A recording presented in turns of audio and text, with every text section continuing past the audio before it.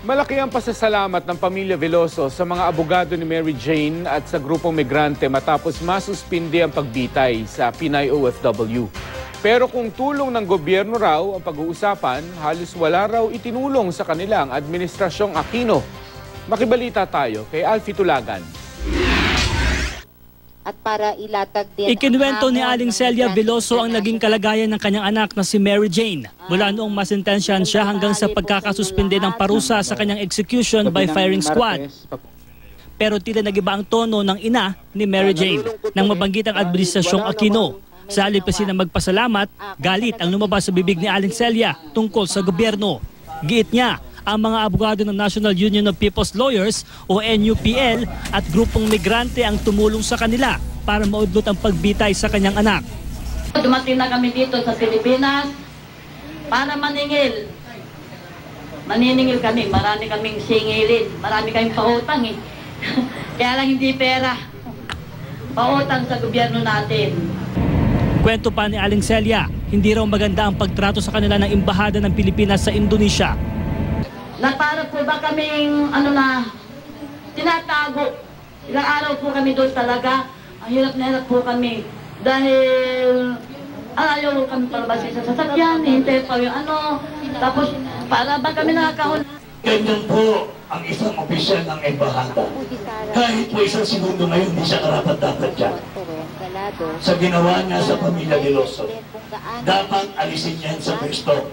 Katulad ng hamon namin, dapat may gumulong ang ulo sa pagpapabaya sa kaso ni Mary Jane. Wala pang bagong reaksyon ng palasyo pero una na nilang sinabing tinututukan nila ang kaso ni Mary Jane at ginagawa pa rin nila ang lahat kaugnay nito.